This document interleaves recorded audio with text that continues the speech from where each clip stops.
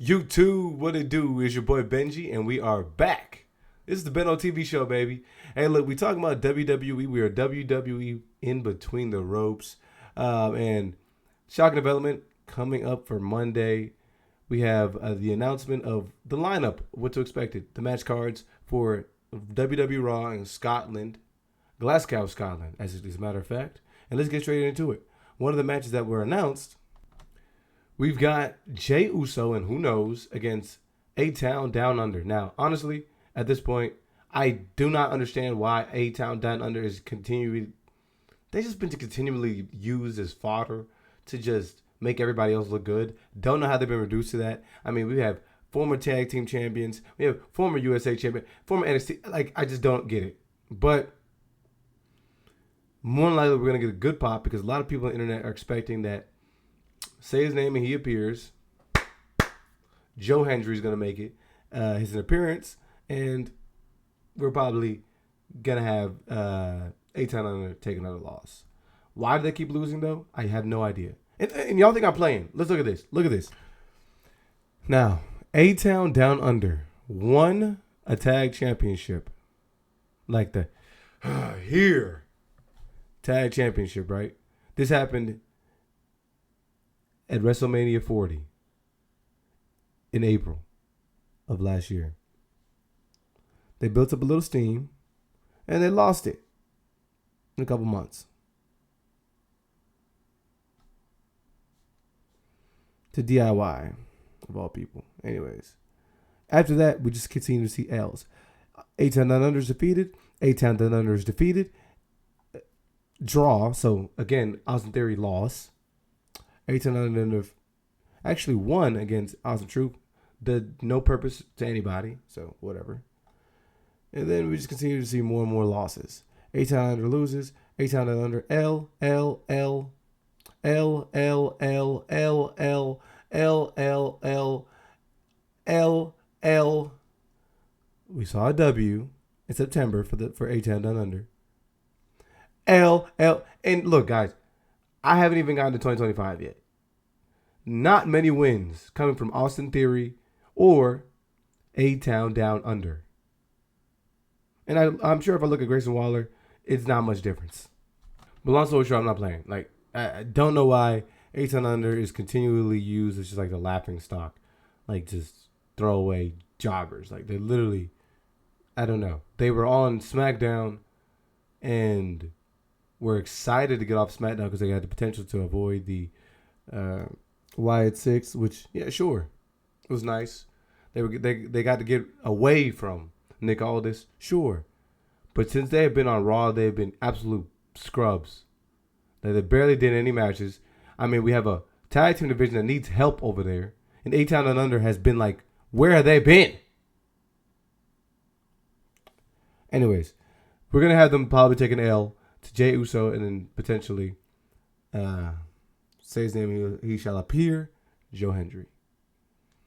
But you know what would be crazy? If they had Jey Uso expecting somebody like Joe Hendry, and then what if Drew McIntyre showed up? And you know Drew hates Jey Uso. He was supposed to start off the year as a Bloodline Hunter. Don't know what happened with that story, but anyways, now that would be amazing. That'd be good TV. Because there's no way they're going to Glasgow, Scotland, and Drew McIntyre is not in the building. I think that'd be fire. And then you have Gunther come out and beat up Jey Uso. And then you have Damian Priest show up and try and save the day. Because what are you doing, Drew McIntyre? And then, amidst all the medley and the mayhem, say his name. Now that would be a Monday Night Raw. I'm just saying. Anyways, then we have the Women's Intercontinental Championship, Lyra Valkyria versus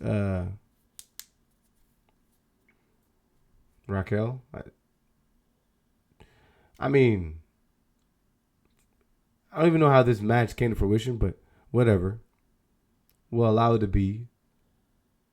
Don't think Eterno will change his hands, but I'm actually interested to see what might happen here because we even see Liv Morgan in the background, And, I mean, there was plenty of instances when we believed that Liv Morgan wasn't going to do something that happened. So, this would be interesting if Raquel actually got an opportunity to shine. Because at the end of the day, they're on TV more than Lyra Valkyria. So, we probably all pay attention to that championship a little bit more if somebody like Tiff or Liv or Raquel got a shot at this. And maybe this would be a way for them to punch their ticket to WrestleMania. Who knows?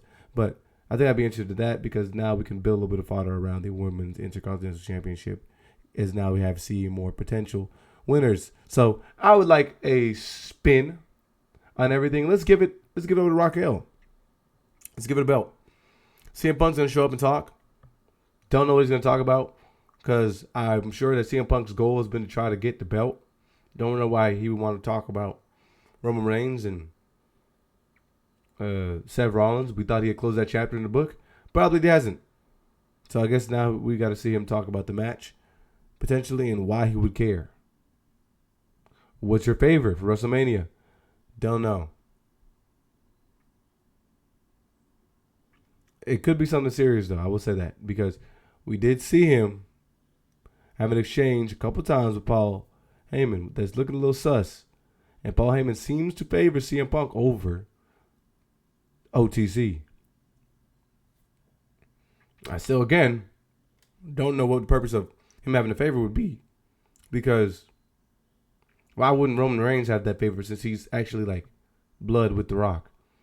And what would CM Punk's favor look like that would supersede anything that John Cena would do since John Cena is soul to soul to The Rock? But whatever. I guess we're going to see John Cena and Cody Rhodes actually go at it. And maybe AJ Styles will finally see a potential WrestleMania opponent for him.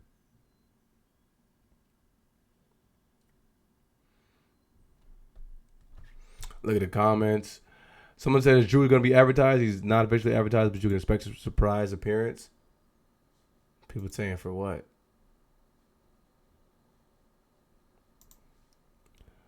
Why not get him to show up in that match, like I said? If he comes out there and cuts a promo about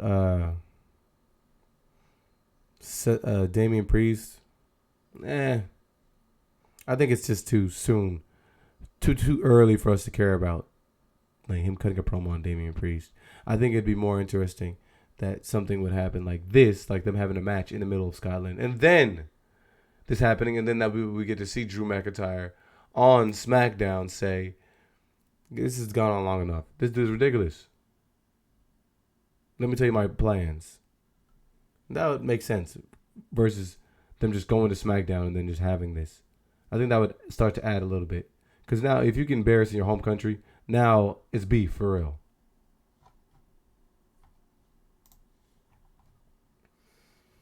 People believe his boy's going to be here. Why did Cody and Cena keep appearing on Raw? Cody's a SmackDown guy and the title's a SmackDown. No, technically, no. Need big names appear on Netflix and need to fill a contract since launch and lost 50% of the viewing audience. Y'all are haters. Yeah, when you get that championship, you have to do what you got to do.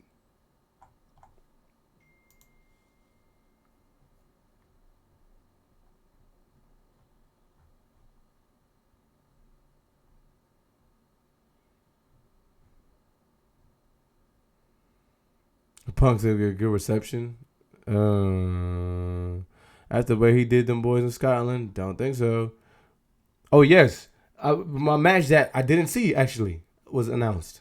What have you done around here in WWE to earn the champ's respect? Because, honestly, all the hype around you, I don't believe it. I see right through it. It's hard for me to look into your eyes and see a dog like me, because someone who spams the no fear button every 5 seconds after he does anything, you are nothing unique to me at all. Just another guy who does a bunch of moves that don't mean anything. Now I'm begging you. I am. Please show me something. Show the office something. Show the world that you're worth all that money that we spend on your entrance and the fireworks and the pyro every single week to try to get you over. Because honestly, man, you just got dealt a bad hand because you're in the ring with me. I am the most winningest superstar on this roster. Fact check me. And guess what? On Monday night, you're about to be no statistic on my list. And if I were you, I'd bring 2 masks to Glasgow. Because after I beat the first one off of your stupid painted face, I'd be so embarrassed to walk around this country without a mask on that you could put the other one around so that you can hide your sorry ass in the airport until you take your ass back to America. Sorry to ruin your push. I mean, why would we let anybody else have this championship? I mean, let's just call it spade a spade. Was out here in beautiful sunny Glasgow.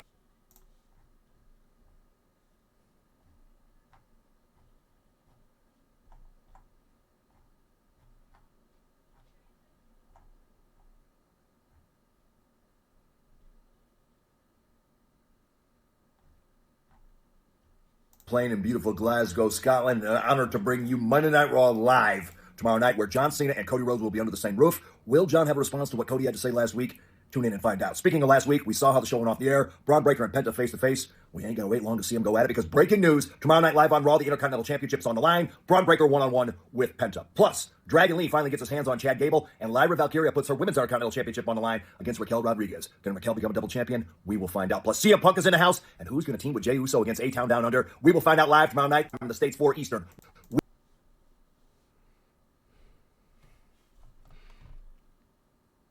He made a solid point, too.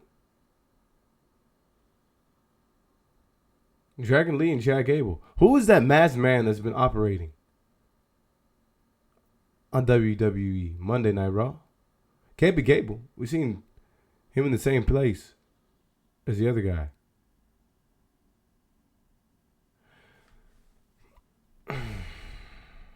I honestly, bro, that Penta match, somebody has to interrupt that match, bro. There's no way we just watch a clean loss from Penta. And there's no way we just watch Bron lose. Like, that has to be something where we get some story arc, something to carry into the next upcoming week. Because I'm down to see that match at WrestleMania. I mean, we could put a fatal 4-way for these guys at WrestleMania.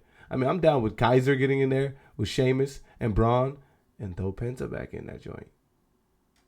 Or if we want to mix it up, give Gable an opportunity. But, whatever. Again, I'm confused where WrestleMania is headed. But if this is Monday Night Raw, I'm excited to see the flagship. Because they continue to provide us the moments. Let me know what y'all think about some of these matches and what we expect for the episode.